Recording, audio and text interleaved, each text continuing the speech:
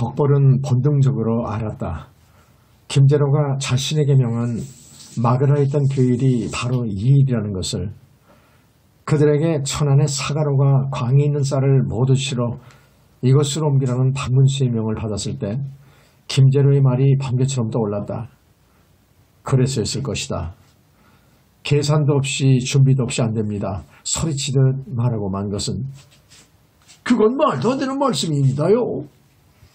기축이 그의 뒤를 따라 이렇게 말하지 않았다면 필시 그의 말은 박문수에게 이상하게 들렸을 것이다. 박문수가 버럭 어딜 내놈이 나서느냐 기축에게 호통치지 않았다면 또다시 그가 안 된다 소리쳤을지도 모른다. 기축에게 호통치며 나서지 않았다면 또다시 그가 안 된다 소리쳤을지도 모르겠다.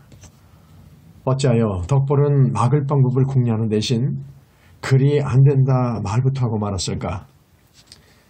덕벌은 명을 수행하려 길을 나서면서도 그 의문을 풀지 못했다. 자신이 알지 못하는 그 마음이 궁금했지만 알 수 없었다. 그럴수록 김제로의 말을, 그의 말을 듣지 않으면 안 될 이유를 생각하고 곱씹으려 안간힘을 썼다. 그러나 지금 그는 박문수의 명대로 사가 광에 있는 쌀을 이곳 공중안으로 옮겨오기 위해 말을 달리고 있었다. 너희가 1시간을 앞당기면 10사람이 살 것이요 하루를 앞당기면 100사람이 살 것이다. 말을 내어주며 박문수가 한 말이 그를 달리게 하는 것인지 막아라 명했던 김제로의 말이 그렇게 만드는 것인지 그것도 아니면 그들이 떠나기 전 도착한 한양 소식 때문인지 알 수 없었다. 한양에서 박문수에게 내려온 소식이 무엇인지 그는 알지 못한다. 다만 하얗게 질리던 박문수의 표정이 내내 마음에 남았다. 덕벌은 품 안을 더듬었다. 지금 그의 품 안에는 사가에 보내는 박문수의 서찰이 들어있다. 박문수는 말했다. 이 서찰을 가지고 가거라. 반드시 광문을 열어줄 것이다.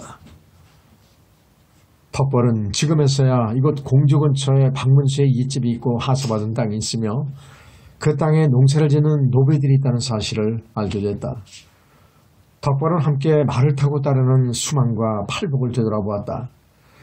하지 않아도 될 일을 하는 것에 부하가 일법도 한데 그들은 신명나 있었다. 좋은 일을 한다는 것은 관계없는 이들의 가슴마저 저리 뛰게 하는 것인지 덕벌은 박문수가 기축에게 했던 말을 생각했다. 너는 지금 당장 한양집으로 가 안방마님께 이걸 전하고 내주는 것을 받아오너라. 하면 주인 나으리는요. 박문수가 그 말에 대답할 리 없었다.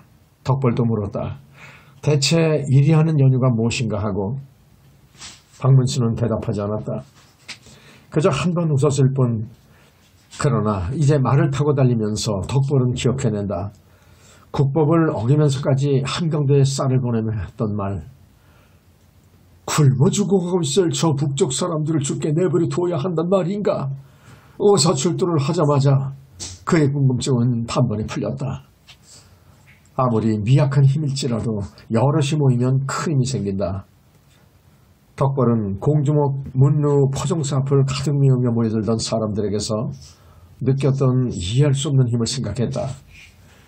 비록 비루한 사람들일지라도 사람들이 모여 만들어내던 그 장대함에 대해 의사 박문수 나리를 빌어왔구만요. 내는 의사 박문수 나리를 안 뵙고서는 죽어도 이곳을 떠날 수 없어요. 박문수 나리가 아니면 누가 내 말을 들어준대요. 말들, 그들이 수없이 외치던 어사 박문수의 이름, 그들이 어떻게 어사 박문수의 등장을 알고 모여드는 것인지 그는 알 수 없었다. 이번만이 아니었다. 호소에 암행을 하며 어사 출두를 했던 세 번 모두 그러했다. 박문수는 모여든 수많은 사람이 하고자 했던 원한의 말, 소망의 말을 모두 들었고 기록하게 했으며 가능한 한 해결을 약속했고 그렇게 하려 노력했다. 공주목에서도 그러했다. 박문수는 모여든 이들 이야기에 귀 기울였다. 굶주림에 대한 하소연과 암행을 하며 들었던 공주 목사나 아전들의 폐악을 제하고도 원한 맺힌 사연은 많았다. 먹을 것이 없어 빌린 쌀 때문에 중에게 아내를 욕보인 사내의 하소연도 있었고 혼인을 약속하였으나 가세가 기후로 파혼당한 억울함도 있었으며 천시성을 가진 아버지와 아들이 합작하여 힘없는 노인의 아내와 며느리까지 빼앗으려 한다는 청원도 있었다. 또 제 남편이 포목점 유산을 둘러싸고 일어난 살인사건 범인으로 몰렸다는 아내의 억울함도 있었고 아들을 저주하는 글이 벌써 1년째 계속되고 있어 불안감에 살 수 없다고 하소연하는 사람도 있었으며 법력으로 병을 고친다면서 사람들의 재산을 가로채는 승려가 있다는 고변도 있었다. 어디 이뿐이랴. 치정에 의한 사건 고변도 많았다. 그런데 그들 사이에 그가 있었다. 고아가 된 어린아이들을 다독이며 시체를 먹게 했던 그 소년은 엎드려 울며 말했다. 제 부모님은 역적이 아닙니다. 그러니까 소년의 부모는 모신년 2인자인 한때 영모 사건에 엮여 억울하게 죽었다는 말이었다. 덕벌은 그 말을 듣던 박문수의 표정을 잊을 수 없다. 자신이 해줄 수 없는 일을 앞에 두고 그가 짓던 그 고통스러운 얼굴, 청년은 역적으로 몰린 아버지와 관비 대신 죽음을 선택한 어머니, 관비가 되었어라도 사는 길을 선택한 누이들을 살펴달라며 통곡했다. 그러나 그 일은 어서 박문수가 해결해 줄 수 있는 일이 아니었다. 영모 사건은 고난받기 일이었다. 오직 임금만이 해결할 수 있는. 덕벌은 한 번도 뵌 적이 없는 임금을 생각했다. 이 나라의 지전이라면 그 모든 고통을 이해할 수 있을까 하고 아닐 것 같았다. 무소불위의 권력을 가진 것과 따뜻한 가슴을 가진 것은 다를 것이므로. 그런데 대체 무엇일까? 박문수를 찾아 한양에서 온 그자가 가져온 소식이 무엇이기에 박문수의 표정이 그리 변했던 것일까? 덕벌은 못내 궁금했다. 세상은 단 하나의 씨앗조차 그저 흘려버리는 법이 없다. 행동 하나, 마음 하나, 그 하나하나는 반드시 씨앗이잖아 지금이 된 것이다. 그 몸서리 쳐지는 경험을 나는 많이 했다. 문제는 하나의 현상에 하나의 원인만 존재하지 않는다는 데 있고 그 많은 원인을 쉽게 인식할 수 없다는 게 우리의 한계다. 엉킨 실타래 같은 원인의 뿌리들을 냉정하게 구별해낼 수 있다면 좀 더 현명하고 명확하게 문제를 해결할 수 있을 것이다. 내가 살아있었던 그때, 내가 할 수 있는 마음과 능력이 있었던 그때 그런 적이 있었다. 내 가족을 내가 하옥시켜야 했던 일이 모신년 2인자의 난을 진압하는 과정에서였다. 당시 나의 숙부 박사하는 함양 현감이었다. 내가 영모를 일으킨 적들을 진압해 나가며 함양으로 들어섰을 때 함양 관아는 텅 비어 있었다. 활짝 열린 군기고며 문짝마저 떨어져 나간 곡식 창고의 모습은 처참했다. 숙부를 찾았지만 숙부는 어디에도 없었다. 처음 나는 숙부가 적의 손에 목숨을 잃었을 수도 있다고 여겼다. 그것은 차라리 간절한 소망이었다. 목숨을 버려서라도 불의에 굴복하지 않고 크지 않으나 맡은 직분에 최선을 다하는 그런 숙부이기를. 그러나 붙잡혀온 아전들에게서 확인한 숙부의 행동은 참담했다. 36개 주랭랑, 그것이 숙부의 모습이었다. 수령 없는 관아의 아전들이 나라 곡식이며 무기들을 지킬 리 없었다. 그들은 스스로 문을 열어 역계 정의량에게 곡식을 바치고 무기를 내주었다. 삼강오륜이라는 윤리에 묶여있는 조선의 잣대를 본다면 내 손으로 숙부를 처치할 수는 없었다. 진퇴양난이었다. 어떤 것을 선택해도 비난은 피할 수 없었고 더구나 숙부는 부친을 일찍 여인 내게 생전에 있는 아버지의 유일한 혈육이었다. 작가방에는 나에 대한 준호구 자료가 있다. 나와 어머니 그리고 아내의 호적에 올라있는 일명 박사안의 준호구. 작가는 그 자료를 종친의 회장에게서 받았다. 문서머리에는 경희 59년 월일 한성부라는 글씨가 쓰여 있다. 한성부에서 한양서부 황하방 취연동계에 사는 박사원에게 발급해준 일종의 호적 등본이다. 백수 안동근 씨 58세, 중수 경주이씨 56세, 처 전주이씨 44세, 질 민수 36세, 민수처 연일정씨, 질 문수 30세, 문수처 청풍김씨 31세. 발행년도는 숙종 43년 1717년에 만들어지고 3년 뒤에 발행된 것이다. 준호구의 발행 당사자 박사안을 비롯해 준호구에 올라있는 모든 가족의 이름이다. 백수 안동근 씨는 큰아버지의 아내, 큰어머니를 말함이며 중수 경수 이씨가 나의 친어머니이다. 또한 문수처 청풍김 씨가 나의 아내다. 질 민수는 나의 형을 말함이며 민수처 영일정 씨는 나의 형수를 이른다. 그러니까 나는 3년 뒤 한양남부 성명당 연성이계 제28통 2호를 근거지로 독립할 때까지 숙부 박사한 그늘에 신세지고 있었던 셈이다. 경제적으로야 외가도움을 받았다고는 하여도 이 공식 문서는 작은아버지와 내가 어떤 관계였는지를 드러낸다. 돌아가신 아버지를 대신하여 아버지나 다름없는 위치에서 우리 가족을 책임지던 숙부. 그럼에도 나는 작은아버지를 처벌해야만 했다. 그때 내 결정에 단초가 된 건 집안의 오랜 가풍이었다. 진수효, 정일집중. 이것이 오래전 내가 태어나기도 전 내 안에 뿌려진 씨앗이었다. 나는 그 씨앗에 싹을 틔웠고 물을 주어 키워냈으며 격한 위협으로부터 보호했다. 나는 내 안에 뿌려진 씨앗 모양대로 그 뜻대로 사사로운 가족의 연보다 공직자 직분에 무게를 더 두었고 그렇게 했다. 하지만 고통은 감당해야 할 업보였다. 숙부를 옥에 가두고 임금에게 보고할 장계를 쓰는 동안 나는 자주 붓을 놓쳤고 맥에 빠져 무릎이 꺾이곤 했다. 원망은 필연적으로 따라왔다. 원망은 감수해야 할 마땅한 결과였다. 이후 관리로서 내 삶은 더욱 치열해졌다. 하물며 옛 친구 잘못 앞에서야. 다시 작가의 작업실을 본다. 그를 지켜보는 것만으로 숨이 턱에 차오른다. 그저 무심히 일해주기를 바라본다. 나는 작가가 다음 어떤 내용으로 이야기를 이어나갈지 알 것도 같다. 작가의 구속노트에 쓰인 영조 침전에 든 자객, 그리고 이민년 노론 4대신, 영조 5년 이건명 조태채 복권이라는 글로 미루어 볼 때 영모, 빨갱이 어떤가? 너무 닮지 않았는가? 말 속에 담긴 증오, 상대를 죽여야만 내가 산다고 여기는 치열한 배척, 가장 큰 권력에 대항하는 이들에게 붙는 죄목은 언제나 이처럼 무시무시하다. 이곳 하늘 정문에서 세상을 내려다보면서 나는 몸소리를 친다. 지금과 그때의 모습이 너무도 닮아서.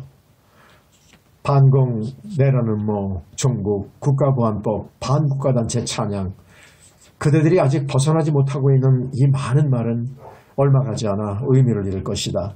훈과 살인, 동인과 서인, 남인과 북인, 그리고 남인과 서인, 다시 노론과 소론, 이 말들도 지나간 사실에 불과하듯이 역사는 수많은 예시를 차곡차곡 쌓아가며 교훈을 담고 있는데 현재를 사는 사람들은 현실에서 한 발자국도 벗어나지 못한다. 내가 그대들을 떠나지 못하는 이유가 여기에 있다. 나는 앞서 산 자로서 그대들 삶에 도움이 되어야 한다 여긴다.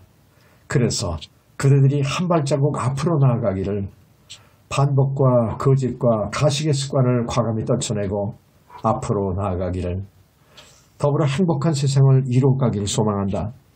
그대들은 그럴 수 있다. 5,000년이 넘는 역사의 힘을 잊지 마시라. 내가 산 시대는 당쟁의 시대였다. 임금 영조가 국시로 삼은 탕평이 그에 대한 반증이다. 영조 침소에 자객이 들었다는 소식을 전해 들었을 때 나는 영모를 염려했다. 작가는 이를 노론 측이 꾸민 것으로 쓰고 있지만 그 일의 진실을 나는 알지 못한다. 어찌 그럴 수 있는지 묻고 싶은가? 진실을 은폐하려고 하는 자, 그 자의 의도가 성공한다면 설사 사건의 한가운데 있었다고 해도, 그리고 혈맹의 언약을 맺은 관계라 해도 진실을 알 수 없다. 게다가 개인이 가지고 있는 한계, 즉 보고자 하는 만큼만 보고 보고 싶은 것만 보며 보이는 것만 보는 뇌의 기억 왜곡 현상까지 고려한다면 진실에 가닿는 길은 멀고도 험할 수밖에 없지 않겠는가. 영조 6년 1730년에 있었던 임금 암살 시도 사건에 대해 내가 알았던 사실을 말해주자면 진동은 경종을 모시던 환관과 궁녀들로 밝혀졌다. 그리고 그들을 사주한 영무주범으로 경종의 계비 선의왕후가 지목됐다. 모든 사건에는 그에 합당한 이유가 있다. 더구나 조선의 지존 임금을 암살하려 했을 때는 승한 경종을 흠모하여 죽인다. 밝혀진 이유가 황당하지 않은가. 그러나 당신은 그 이유만으로도 역모의 동기가 되었다. 밝혀진 이유는 다시 한번 임금 명절을 몸서리치게 했다. 그들은 혹독한 고문에도 입을 열지 않았으나 암살의 목적과 과정은 이렇게 알려졌다. 37의 나이에 왕위에 오른 지 불과 4년 만에 승한 경종을 흠모하던 그들은 영조와 세자 그리고 옹주까지 모두 죽이기로 계획했다. 임금은 직접 침전으로 암살자를 보내 살해하고 세자와 홍주는 무당이 알려준 방법, 사람 뼈가루와 동물 뼈가루를 이용해 죽게 만든다. 조금은 허황되다 여겨지시는가? 그때는 그런 방법이 사람을 죽일 수 있는 것으로 여겨졌다. 왕의 나라 조선에서 영모는 설사 당사자가 아비와 자식 관계를 할지라도 살려줄 수 없는 죄. 영조는 선의왕후가 선왕의 왕비이고 사사롭게는 형수이고 자신이 손수 경순 왕대비라는 존호를 올린 왕실 어른이었음에도 용서하지 않았다. 영조가 선의왕후에게 내린 처벌은 유폐였다. 시정들던 궁녀들이 고문으로 죽어가는 걸 지켜봐야 했던 선의왕후는 음식을 거부했다. 물도 마시지 않았다.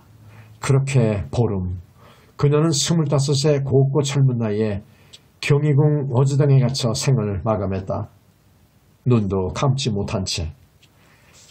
나는 선의왕후가 마지막 죽으면서 했다던 말을 후에 들었다.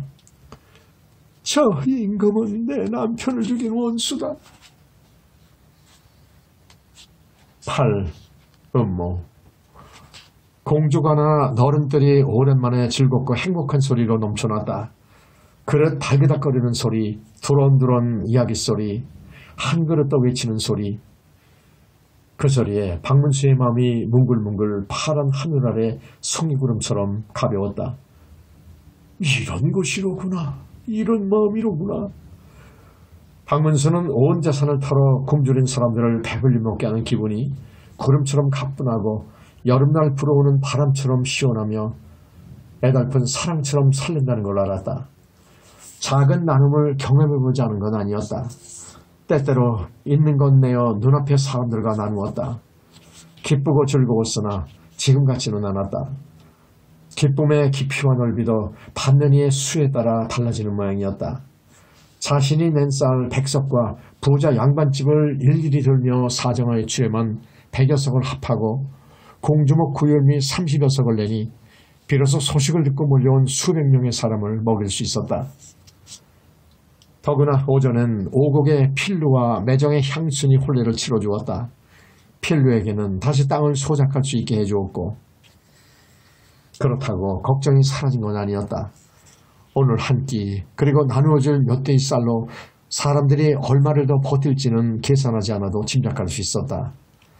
그럼에도 지금 박문수는 기쁨에 겨웠다. 사람들이 살아나는 모습을 보는 게 감격스러웠다. 덕벌은 그런 박문수를 보고 있었다. 저리 더 흔쾌히 행복해할 수 있는 사람, 자기 재산을 털어쓰고도 저리 들뜰 수 있는 사람을 그는 본 적이 없다. 비록 아직 나이 어려 삶의 경험이 적다고는 하여도 덕벌은 또 보았다. 그러다가도 문득문득 그의 얼굴에 들이오는 어둡고 무거운 그늘을 그는 지금 김재로에게 부여받은 임무를 태만히 하고 있었다. 그는 막지 못했다.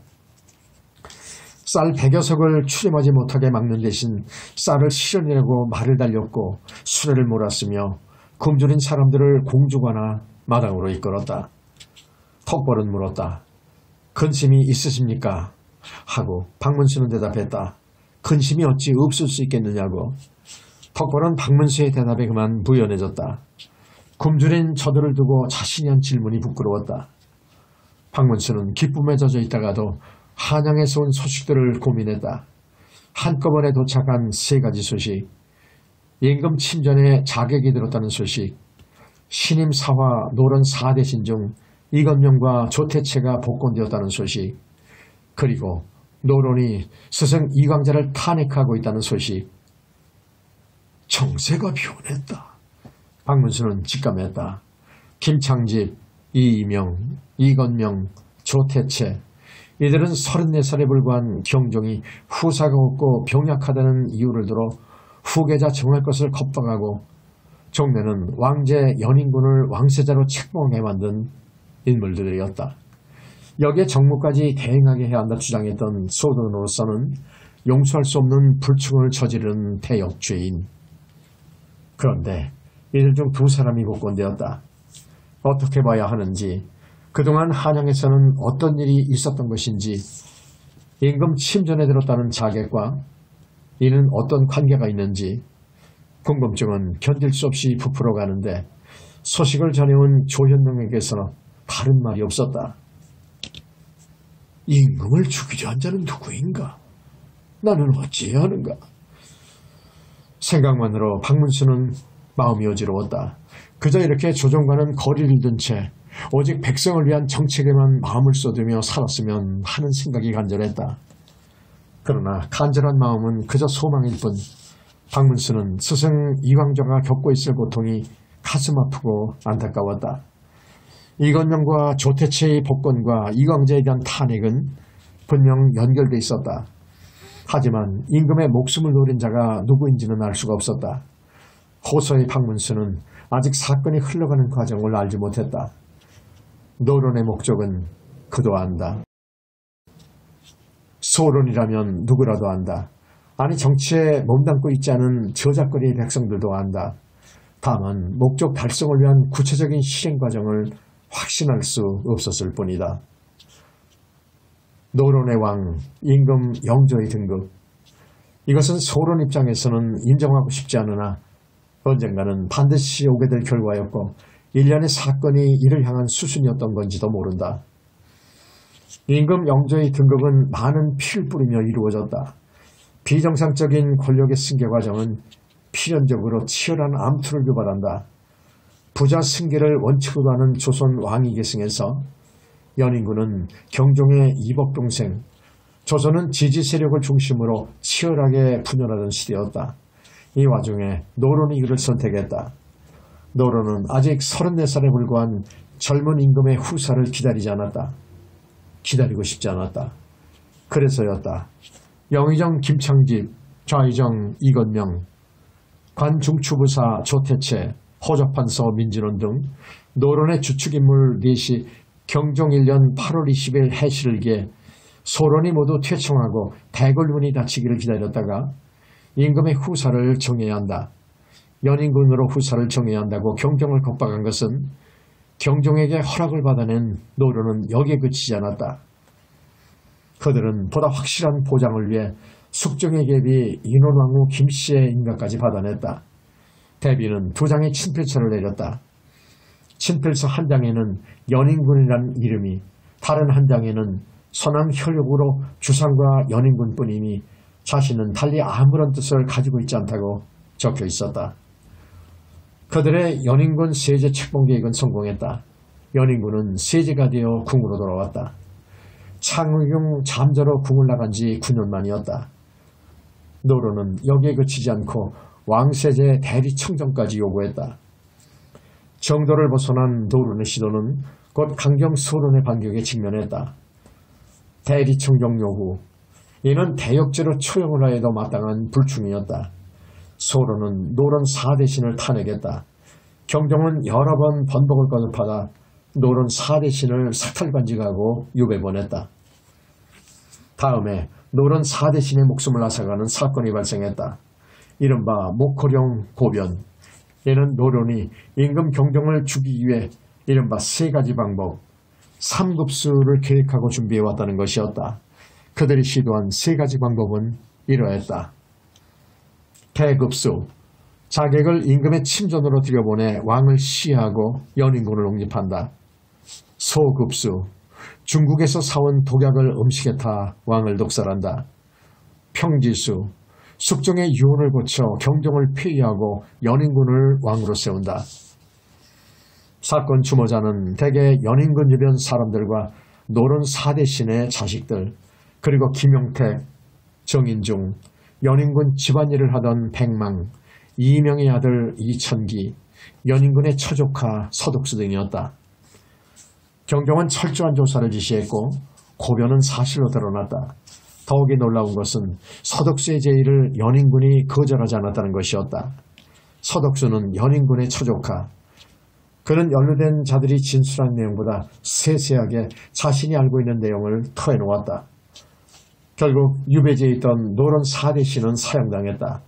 또한 영모에 가담한 자 200여 명이 죽거나 유배가거나 자살했다. 그러나 경종은 연인군에 대한 처벌만은 허락하지 않았고 2년 뒤 갑작스레 와병 가운데 연인군이 올린 게장과 생감, 인삼과 부자를 먹고 붕어했다. 게장과 생감 그리고 인삼과 부자는 함께 쓰면 상극인 식품들이었다. 그런 상극 식품들을 연인군은 어이의 반대에도 경종에게 올리게 했다. 경종의 갑작스런 붕어로 연인군은 왕이 되었다. 임원년 판결을 거스르는 피바람은 예고된 것이나 다름없었다. 연인군이 임금이 되자 영조는 선왕 경종의 장례일을 8일 남기고 김일경과 목호령을 당국에서 참수했다. 영조는 선왕이 죽은 지 3년이 되기 전에는 과거 일을 재판결하지 않는다는 전통을 깼다. 그만큼 가슴에 품은 분노가 컸음을 의미했다. 노론의 반격을 예상하지 못했는가? 박문수는 망연해졌다. 예상했었다.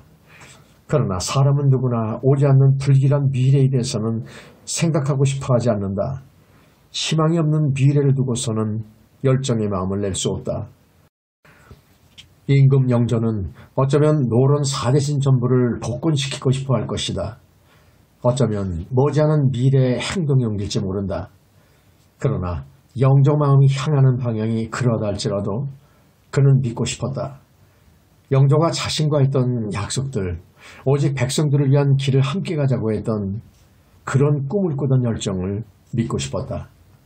하지만 노론은 끊임없이 임금을 그 길로 몰아갈 것이다.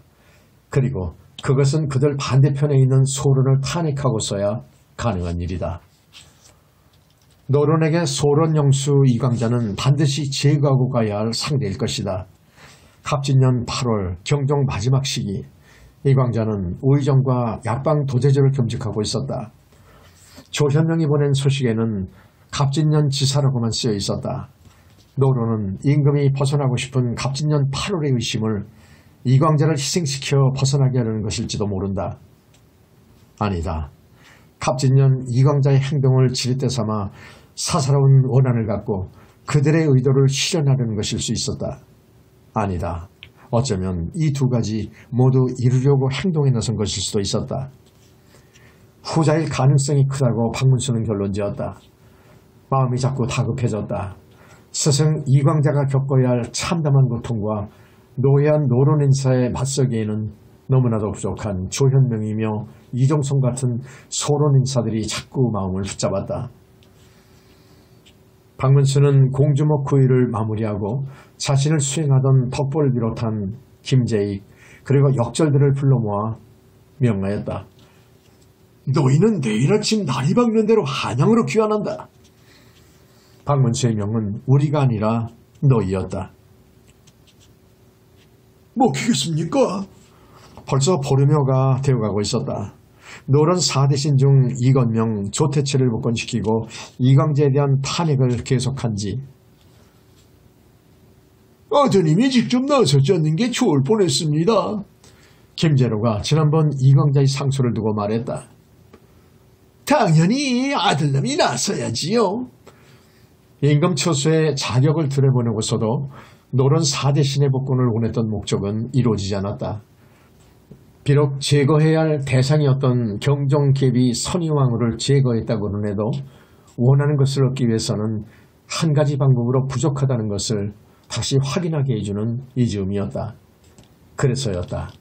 그들이 소론영수 이광자를 탄핵하기 시작한 것은 처음에 김제로는 이광자의 탄핵에 민전원의 아들을 앞세울 계획은 아니었다. 그러나 민용수와 통수영제는 제 아비를 외딴 섬으로 유배보낸 원수 이광자의 탄핵에 앞장서겠다고 나섰다. 그 마음을 이해하지 못하는 바는 아니었기에 김제로는 말리지 않았다. 탄핵은 민용수가 시작했다. 지난 몇십 년의 변고는 차마 입에 올릴 수 없는 일입니다. 그러나 변란이 발생한 것은 반드시 그 이유가 있는 것이니 그 뿌리를 발본색원해야 할 것입니다. 만일 그러하지 못하면 조정과 성상의 미래를 장담할 수 없을 것으로 사료되옵니다. 그러면서 그는 이인자가 일으킨 무신년 난의 원인으로 이광자를 지목했다. 거슬러 올라가 논한다면 갑진년 대상을 당했을 적에 괜찮으시다는 말을 듣지 못하였는데 갑자기 휘음을 받들게 되었습니다. 야곤에서도 시약청을 설치한 일이 없었고 교문에도 한밤에 옥괴에 기댔다는 말만 있었습니다.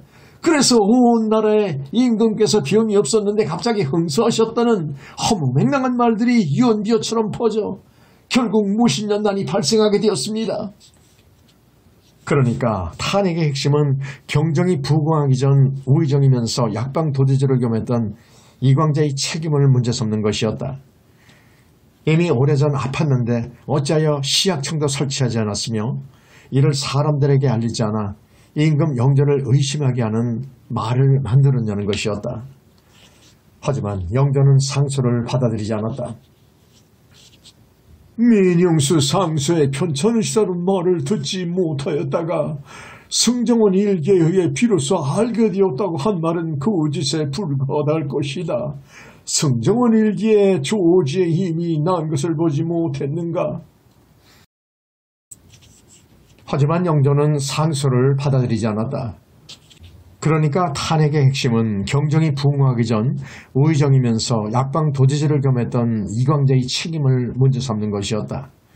이미 오래전 아팠는데 어찌하여 시약청도 설치하지 않았으며 이를 사람들에게 알리지 않아 임금 영조를 의심하게 하는 말을 만들었냐는 것이었다. 하지만 영조는 상소를 받아들이지 않았다. 민용수 상소에 괜찮으시다는 말을 듣지 못하였다가 승정원 일기에 의해 비로소 알게 되었다고 한 말은 거짓에 불과하다할 것이다. 승정원 일기와 조지의 힘이 난 것을 보지 못했겠는가? 의정 이광자에게 보복하기 위하여 날조한 것임을 알고 있다. 덧붙여 영조는 민용수가 아비를 위해 원통함을 호소하려 이 일을 다시 제기한 것이라 치부했다. 영조가 한두 번 거절하리라는 것은 예상했던 일이었다. 민용수 뒤는 수찬 윤섭이었다. 그리고 윤섭의 상소에 삭출, 즉 벼슬을 빼앗고 내쫓음이라는 벌로 웅대한 영조에게 다음에는 이협이, 그리고 뒤는 부수찬 심성이가 상소를 올려 이광자의 죄를 논했다. 그러나 영조는 요지부동이었다. 노론에게 그나마 다행이라 여긴다면 이들과 연이어 상소를 올린 민진원의 아들들, 민용수와 광주 부인으로 있는 민통수에게는 벌을 내리지 않았다는 점이었다. 이제 무슨 수를 쓰면 좋겠습니까? 김제로는 목이 말랐다. 목마름에 가슴이 타들어가는 듯했다. 민진원이 말했다. 오자마자 소론을 등용하신 성상이 아닌가. 게다가 그 소론 인사들로 무신 난을 진압하였으니 쉬내질 수가 있겠어? 시간이 필요할 것이란 말이었다. 어차피 성상은 자신에게도 씌워진 불충한 말들에서 벗어나고 싶어 할 것이니 시간이 흘러가면 해결되지 않겠는가? 김제로는 그의 말에 동의하면서도 언젠가 될지 알 수 없는 그 막연함에 부하가 치밀었다. 즐기자 마음먹었다면 못할 것도 없을 터인데 그에게는 그런 여유가 없었다. 그때였다. 민진원 하인의 목소리가 덕벌의 등장을 알린 것은. 누구 니라 했는가? 민진원은 어두운 길을 의심하며 되물었다. 김제로의 표정이 미세하게 움직였다. 여기는 자신의 집이 아닌 민진원의 집. 급한 일이 아니라면 이곳에 올 리도 없을 것이고 그가 돌아오기에는 아직 한 달의 시간이 남아있다고 여겼었다. 김제로가 들어오라는 말 대신에 일어나 밖으로 나갔다. 덕벌이 그 앞에 서 있었다. 마루 위에 높게 선 그에게 덕벌이 예를 갖추어 허리를 굽혔다. 무슨 일이더냐? 안부를 묻는 말 따위는 없었다.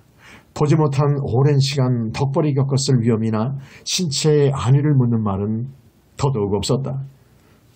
어서 돌아가라 명하기에 하면 암행을 마무리했단 말이냐? 그것은 아니었고 하면 김제로의 목소리가 날카로워졌다. 덕벌이 대답을 망설였다. 대답이 없어. 덕벌이 품 안에서 서찰 하나를 꺼내들었다. 이 서찰을 본가 안진께 전하라고. 김제로가 가까이 다가오려 손짓했다. 덕벌이 걸음을 망설였다. 이곳까지 오기 전 그를 괴롭혔던 많은 갈등이 또다시 그의 마음을 붙잡았다. 그날, 그러니까 박문수가 한양으로 돌아가라는 명을 내린 그날 밤, 그 몸에 어두웠던 밤, 어사인 박문수 곁에 있을 수 있는 마지막 밤, 덕벌은 확신할 수 없는 마음의 소리와 돌아갔을 때 겪어야 할 현실 사이에서 갈등했다. 잠 못 드는 그의 눈앞에는 적발임과 암행 결과를 기록한 서책이 놓여 있었다. 미혼자, 기야, 군역, 탁지, 적발임에 적힌 내용이었다. 처음 그는 적발임 각 장에 한 단어씩 쓰인 한 뼘 크기 단어의 의미를 알지 못했다. 그러나 세 번째 장을 넘겨보던 그는 불현듯 깨달았다. 그건 박문수의 소망을 적은 비망록이라는 것을. 박문수와 더불어 본 일들, 그가 바라본 박문수를 생각해 볼 때 의심의 여지 없이 이해할 수 없이 그의 마음이 흔들렸다. 그는 돌아가라는 명을 받았을 때 돌아가지 않으면 아내 되느냐는 청을 거절하는 박문수의 명을 받아들이면서 김제로와의 피할 수 없는 만남을 대비해야 했다. 암행 내용을 기록한 서책과 박문수의 생각이 적힌 적발임이 있었다. 이 두 가지를 김제로 앞에 내놓으면 김제로의 명에 대한 면피가 될 수 싶었다. 그런데 그는 갈등했다. 무엇 때문에 마음이 흔들리는지 알지 못한 채. 의문은 지금 김제로 앞에서도 여전했다. 김제로가 손을 내밀어 집사가 넘겨주는 서찰을 받아들었다. 덕벌은 서찰을 꺼내 읽는 김제로의 표정을 읽었다. 아무것도 없지 않느냐? 서찰을 들고 김제로가 물었다. 너는 읽어보지도 않았느냐고. 읽어보지 않았습니다. 거짓이었다. 덕벌은 읽어보았다. 서찰에는 별 내용이 없었다. 별일 없다는 안부, 백석을 내에 구일했다는 소식, 모친과 아내를 걱정하는 것이 전부였다. 덕벌이 서둘러 말했다. 박문수가 백석을 내어 공주의 굶주린 사람들을 먹였습니다. 곳간에 쌀이 있는 부잣집들을 돌아 추렴도 하였습니다. 이것이 또 배교석이 됩니다. 김제로의 표정이 움직였다. 그러나 덕벌은 그 표정의 의미를 알지 못했다. 백석을 추렴하였다. 그러합니다. 그런데 너는 어찌 막지 않은 것이냐? 막으라는 내 명을 어찌 흘려버린 것이냐? 덕벌은 박문수의 사석 백석을 말함인지 추렴한 백석을 말함인지 그것도 아니면 모두를 말함인지 알지 못했다. 추렴은 제가 사석을 가지러 간 사이에 김제로가 말을 끊으며 말했다. 사석을 넣지 막지 못하였다는 말이다. 추렴한 백석은 공격의 빌미가 될 것이라는 걸 모른다는 것인가 하는 부하가 치밀어 김제로의 표정이 절로 험악해졌다. 덕벌이 두려운 가득한 목소리로 입을 열었다. 노력은 하였으나. 그러나 그는 노력하지 않았다. 김제로가 물었다. 추렴은 어떻게 하였느냐? 박문수가 직접 서찰을 써 나눠 돌렸습니다. 그 서찰을 가져왔느냐? 덕벌이 당황했다. 그것은... 김제로가 잠시 침묵으로 덕벌을 질타했다. 잠시 뒤 김제로가 기다리라 말하고는 등을 돌려 민진원이 있던 방으로 들어갔다. 덕벌은 자기도 모르게 다리에 힘이 풀리는 것을 느꼈다. 긴장이 일시에 풀리는 듯 했다. 그제야 그는 격한 허기를 느꼈다. 덕벌이 가만 손을 들어 자신의 품 안을 더듬었다. 구, 상소, 다시 상소. 그들이 다시 모였다. 늘 박문수 곁에서 속마음까지 읽어가며 명을 수행하던 구복, 두석, 흥복, 그들을 앞에 두고 박문수의 표정이 반가움에 밝았다가 다시 흐려졌다가 다시 어두워졌다. 박문수는 우선 그들을 먹였다. 쌀밥과 적으나마 돼지고기까지 밥상에 올랐다. 앉은 자리에서 세 그릇을 먹어도 모자랄 만한 덩치와 힘을 가진 장정들이었다. 박문수가 아니었다면 모두 죽임을 당했거나 산적이 되어 깊은 산중을 떠돌았을 사내들. 그들 모두 박문수가 처음 경상도서로 암행어사를 나갔을 때 만난 인연들이었다. 박문수는 비록 고기 몇 점이 올랐다고는 하나 부실하기 짝이 없는 밥상이 좀 미안했다. 이번에도 내가 너희 볼 면목이 없다. 셋 모두 머리를 조아렸다. 무슨 그런 말씀을 다 하시느냐고. 우리 모두 좋아서 하는 일 아닙니까? 그 무엇이냐, 머리카락을 죄다 뽑아 난이 신을 삼아 드려도 못 갚을 은혜를 입은 저희들입니다. 홍덕이 말했다. 그 말을 구복이 받았다.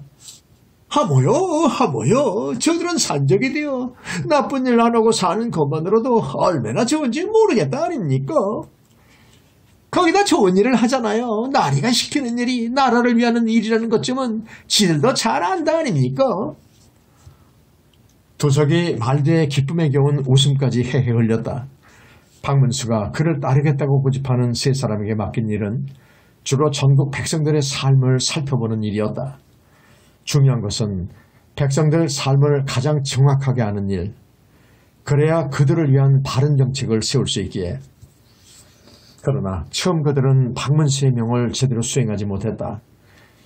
세상은 아는 만큼만 보이는 법, 그들은 사람 사는 모습을 두 눈으로 볼 수는 있었으나 그 모습이 감추고 있는 진실까지는 보지 못했다. 그러나 서당께 3년이면 풍어를 넘는다 했다. 그들은 서서히 세상 보는 눈을 키웠고 다름에 대한 인식을 갖기 시작했다. 그렇게 그들은 박문수의 눈이 되고 발이 되고 마음이 되었다. 그들은 자기 아니는 아랑곳하지 않고 그들의 억울함을 풀어주려 노력하는 박문수를 위해 진심으로 죽어도 다이기고 있었다. 그래서였다.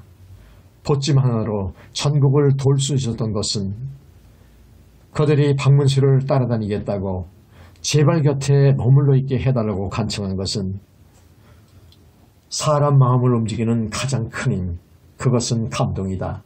그리고 감동은 진심만이 만들어낼 수 있는 기적이다. 그들은 박문수가 그들을 구해준 진심에 감동했고 그의 행보에 감동했고 삶의 지향점에 감동했다. 고맙구나. 진심으로 박문수는 그들이 고마웠다. 박문수의 도움 덕에 살았다고는 하지만 이들 또한 한 곳에 정착해 사람이 가질 수 있는 행복을 누리며 살고 싶은 마음이 왜 없겠는가. 그럼에도 그들은 박문수의 부름에 한달음에 달려와 전국을 누비고 있었다. 그래서였다. 그가 늘 마음이 아픈 것은 그들 스스로 자신 곁에 머물고 있다고는 하여도, 그리고 머무는 그들의 마음이 흔쾌하고 즐겁다고는 하여도 그는 늘 미안했다. 흥복이 말했다. 어서님은 어찌 안 드십니까? 그러자 구복과 두석도 얼른 드시라 채근했다. 박문수가 그제야 숟가락을 들며 물었다. 힘들지 않느냐? 하나도 힘 안 듭니다. 입안 가득 밥을 넣고서 두식이 웃는 얼굴로 대답했다. 합창하듯 흥복과 구복도 답했다. 한 개도 안 힘들다고 박문수가 그런 그들에게서 힘으로도 어려운 말을 꺼냈다. 어두운 밤이었다. 목멱선 아래 남촌의 한 집을 향해 한 사내가 다가가고 있었다. 검은 삿갓에 검은 도포를 입은 행색으로 봐 사내는 검객이거나 밤 도둑일 가능성이 높았다. 날래고 빠른 걸음걸이는 빈틈이 없었다. 이제 조금 있으면 해지였다. 남촌은 가난한 선비들이 모여 사는 마을. 기와집이 군데군데 있다고는 하나 서너 칸이 넘지 않는 소박한 집들이 대부분이었다. 사내가 향한 곳은 3칸짜리 기와집과 작은 사랑채들 2집, 5채가 어깨를 나란히 하며 서 있는 곳이었다. 사내가 그중 한 집 대문으로 다가섰다. 사내가 멈춰서 뒤를 돌아다보며 주위를 살폈다. 몸을 돌린 사내가 가만히 대문을 열었다. 문은 소리 없이 열렸다. 사내가 열린 문 안으로 사라졌고 곧 문은 조용히 닫혔다. 사내가 들어선 집마당에 한 남자가 서 있었다. 삿갓을 쓴 남자가 사내를 향해 다가섰다. 기운, 전인가? 무사히 오셨는가? 사내가 삿갓을 벗었다. 기운, 박문수 얼굴이 어둠 속에 드러났다. 귀로! 박문수가 귀록 조현명의 손을 맞잡았다. 귀록께서도 잘 지내셨는가? 아직 한 사람이 오지 않았다. 박문수가 마당 안쪽에 시선을 두고 다시 대문 쪽을 바라봤다. 소리 없이 자신에게 문을 열어주던 문지기가 문 앞에 있는 것으로 보아 이정성은 아직 오지 않은 것이라고 짐작했다. 기다림은 오래되지 않았다. 영성군! 중키에 마르고 강단 있는 몸집을 한 이정성은 어둠 속에서도 알아볼 수 있을 정도였다. 박문수가 한 걸음에 그에게로 다가갔다. 어서 오시게 잘 지내었는가? 한양에 있는 우리 별일 있을 게 뭐가 있는가? 헌데 영성군께서는 어인일로 이리 암행지를 떠나 우리를 불러 모은 겐가? 박문수는 한양에 오면서 기축을 통해 두 사람에게 스승 이광자의 집으로 오라고 알리고 이광자의 집사에게는 술시에 갈 터이니 대문을 지키고 있다가 2번 잠기침을 하면 문을 열라 말해두었다. 혹여 스승이 번거로울까 미리 알리지 말라는 언질도 함께. 너는 들어가 우리가 왔음을 대감께 알리거라. 이정성이 문을 닫아 걸고 손문지기에게 말했다. 곧 박문수가 안으로 걸음을 재촉했다. 이어 뒤를 따르던 조현명이 입을 열었다. 구구머이 무슨 일인가? 그걸 아직도 모른단 말인가? 스승님이 억울한 탄에게 몸도 누우시다는 소식을 누가 알겠는가? 하면 그 때문에 암행지를 떠나 이리 올라왔던 말인가? 왜 그리하면 안 되는가? 아니한 행동도 만들어 모함을 하는 저들일세. 그때 이광자의 낮은 기침소리가 들렸다. 문지기가 곧 집마루를 나섰다. 이광자가 있는 방으로 들어서며 박문수가 먼저 그를 불렀다. 스승님, 어찌 내가 여기? 놀란 이광자가 그리 말하고는 쿨럭쿨럭 기침을 내뱉었다. 호소에서 하명을 하고 있어야 할 오사가 어찌 여기에 나타나? 싫다가 섞인 목소리였다. 알아놓으셨다는 천가를 받고 마음이 편치 않아서. 공연히 밖에서 친구들에게 했던 말을 반복하며 박문수가 자리를 잡고 앉았다. 물론 그가 이토록 위험천만한 행보를 한 목적은 다른 데 있었다. 아무리 그렇다고 해도 어찌... 너무 염려하지 마시지요. 어디 이 친구가 대책 없이 행보를 할 사람인가요? 박문수가 싱긋 그리 말하는 조현명을 보았다. 당연히 대책을 세워놓고 왔다. 이제 한 달 뒤면 호서지역 암행은 마무리될 것이다. 그를 수행하던 설이며 역절 그리고 덕벌과 기축까지 서울로 올려보낸 것은 모두 행동을 자유롭게 하기 위함이었다. 더구나 3번의 출두로 소문은 퍼졌고 박문수의 존재와 수행 인원들, 용목 파기 또한 알려졌을 것이었다. 더구나 3번의 출두로 소문은 퍼졌고 박문수의 존재와 수행 인원들 용목 파기 또한 알려졌을 터였다. 그래서였다. 흥복등 그림자 셋을 부른 것은 박문수는 그들에게 돌아보지 못한 호서지역을 돌아볼 것과 아울러 비밀스러운 일을 하명해 놓았다. 박문수는 사라진 적발임과 암행의 결과를 기록한 서책을 생각했다. 적발임 내용은 가슴에 담았으니 잃어버린다 해도 아쉬울 것이 없었다. 그러나 암행 기록은 달랐다. 박문수 머릿속에 담겨있는 것들은 다시 기록하면 된다지만은 그가 보지 못한 곳, 수행자들이 돌아본 곳은 다시 돌아볼 필요가 있었다. 박문수는 서책의 향방을 찾는 대신 이해를 다시 하는 길을 택했다. 보고받은 대강의 내용은 새 수와의 행보가 겹쳐지면 되살아날 내용이 많을 것이고 새롭게 덧붙여질 내용 또한 많을 것이다. 마음이 얼마나 상하셨으면 이리 누워 계시는지요? 참혹한 무거의 고통은 박문수도 잘 안다.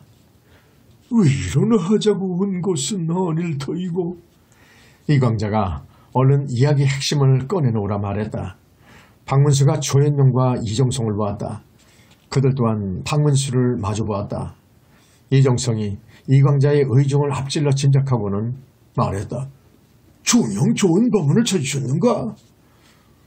나는 그대들이 좋은 방법을 찾았나요? 올라온 것이네먼. 진심인가? 조현명이 물었다. 당연하지 않고서 나는 오천보다 귀록 자네를 더 기대하네. 자넨 누구보다 노론을 잘 알지 않는가? 이런 상황에서도 박문수는 농을 하였고 그 농으로 조현명과 이종성 그리고 이광자까지 마음이 조금은 놓이는 듯 싶었다. 너는 뭐를세? 그 느슨해진 분위기에 걸맞은 목소리로 조현명이 입을 열었다. 아무리 생각해도 성상의 본심을 알 수가 없네. 어야여 민진원의 두 아들은 저리 가만히 놓아두는지 혹여 나머지 두 명까지 역적명부에서 빼내려 하시는 건 아닌지. 아니 되지. 그렇게 하시도록 해서는 아니 되지. 이종성이 강경한 의지를 담아 말했다. 자네 생각은 어떠한가? 조현명이 박문수에게 물었다. 박문수는 망설였다. 자신이 가지고 온 방법을 과연 꺼내놓을 수 있을까? 그 방법을 여기 이들이 수용할 수 있을까 하고. 스승님 생각은 어떠하신지요? 박문수의 질문에 이광자가 눈을 감았다. 저들은 결코 멈추지 않을 것이다. 그럴 거라는 것을 그들 모두 의심하지 않았다. 저들은 목적이 달성될 때까지 결코 뒤돌아서는 일 따위는 아닐 것이다. 그러기에 저들을 막을 방도를 생각해야 하지 않겠는지요? 조현명과 이종성이 그렇지 혼잣말을 하며 작게 주옥거렸다. 아무리 저것들이 조작거리 wal패 같은 부끄러운 방법을 동원한다고 해도 성상만 흔들지 않으신다면. 이종성이었다. 그들은 영조의 세제 시절 시강원에서 함께 일한 인연으로 정치적 동지가 되었다. 영조가 왕이 된 뒤에는 누구보다 임금의 제1정책 탕평에 마음을 다해 보좌하고 있었다. 허나 성상은. 이광자가 차마 하지 못하는 그 말을 박문수가 했다. 많은 부분에서 성상은 노론과 목적이 같을 수밖에 없습니다. 이광자가 무겁게 눈을 감았다. 영조에게는 임금이 되는 과정에서 짊어진 천연과도 같은 의혹들이 있었다. 설사 그것이 사실이랄지라도 자신에게 불리한 상황에서 벗어나려 하는 게 사람의 본능. 하물며 영조는 조선의 지존, 권력의 정점, 임금이었다. 없는 사실을 만들어서라도 자신에게 씌워진 의혹들을 없애려 할 것이다. 소론, 그들은 그것을 알지 못했는가? 이광자는, 박문수는, 이종성은 아니다. 그들은 잘 알고 있었다. 누구나 오지 않은 미래의 불길함과 마주하고 싶지 않았을 뿐 더구나 그들에게는 대안이 없었다. 경종의 죽음을 막지 못했고 의심받는 연인군의 등극을 막지 못했으며 이후 출사를 접지 않고 임금의 탕평을 적극적으로 보좌했다. 우리는 그저 임금이 우리에게 드리운 우산만 치우지 않기를 바라는 신세 아닙니까? 이종성이었다. 만약 임금이 그 우산을 접어버린다면 소로는 역적으로 몰려 죽임을 당할 것이다. 어디 그뿐이야. 멸문지화를 면치 못할 것이다. 이광자가 그윽한 눈빛으로 박문수를 바라보았다. 후서 상황은 어떠하더냐? 굶주린 백성들이 시체까지 먹고 있습니다. 모두가 눈앞에 참혹한 광경이 보이는 듯하여 눈을 감았다. 박문수는 아직 임금에게 올리지 못한 안행으로 본 호소 상황들을 이야기했다. 참으로 걱정이로다. 이런 상황에 조정은 정쟁만 일삼으니. 조현명이었다. 자, 이제 내 걱정 말고 그만 내려가거라. 저들 모함이 어디 한두 번이더냐. 걱정하지 말거라. 맞는 말씀입니다. 무엇보다 우리 모두 저들 모함에 의연해하지 않겠는지요. 모함이 흔들린다면 우리가 지는 것 아니겠습니까? 이광자의 말을 받은 건 이종성이었다. 이광자가 다시 말했다. 우리는 우리가 할 일을 하면 된다. 오직 백성들만 생각하며 오직 백성들을 위한 일에만 온 마음을 쏟으면 된다. 영성은 호소 암행일을 잘 마무리하거라. 박문수는 대답하지 않았다. 아직 그에게는 하지 못한 말이 있었다. 그들 모두 그를 바라보았다. 깊은 생각에 잠긴 박문수의 표정에서 그들은 심상치 않은 기운을 느꼈다. 박문수가 드디어 입을 열었다. 저는 그것을 바라보고만 있지 않을 작정입니다. 방법이 있는가? 조현명이 물었다. 내 주위에 저들이 심은 첩자가 있는 게 분명합니다. 몇 년 전 화살건도 그렇고. 목적을 가진 자들에게 정보는 일의 성패를 가르는 중요한 요소다. 누구인가? 이종성이 물었다. 확실치 않네. 박문수가 대답했다.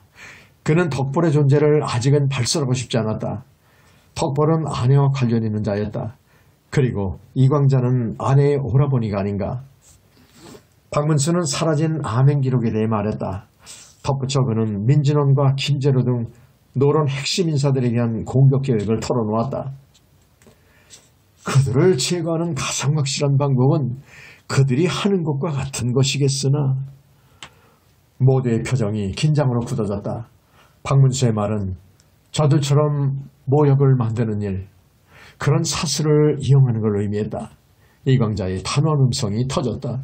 아무리 급하다이 어찌 사슬을 따르려 한단 말이냐. 호된 꾸지람이었다. 우리는 묵묵히 성심을 받들어 백성들을 위하여 일하면 된다. 하오나. 스승의 답은 이미 예상했던 거였다. 자신도 그러고 싶었다. 오직 백성들만을 위한 일에 몰두하고 싶었다. 허락된 시간과 온 마음을 다해도 부족했다. 박문수는 적발임에 적은 백성들을 위해 자신이 해야 할 일, 하고 싶은 일을 떠올렸다. 그 소망은 자신뿐만 아니라 스승 이광자도 그러하였고 이정성도 그러하며 조현명도 다르지 않음을 그는 잘 알고 있었다. 그렇지만 노론의 모함으로 마음을 다쳐 건강을 잃고 백성들을 위해 일할 수 있는 기회까지 잃을 수 있음을 그는 염려하고 있었다. 박문수가 부드럽게 말했다. 허나 노론 인물들이 자행하고 있는 불법을 공격 대상으로 삼아 저들의 공격을 저지하는 것도 나쁘지 않을 듯합니다만. 마음처럼 무서운 놈은 없는 법이니라. 한 번 사슬의 마음을 빼앗기면 다시 빠져나오기 쉽지 않은 것이 세상에 있지. 박문수는 더는 말하지 않았다. 조현명이 나섰다. 저 또한 기은 말에 일리가 있다 여겨집니다만. 조현명이 이종성을 보았다. 이종성은 그저 고개만 주걱거릴 뿐 말이 없었다. 박문수는 더는 고집하지 않고 스승의 의견을 받아들이겠노라. 이 길로 다시 호소로 내려가겠노라 말했다.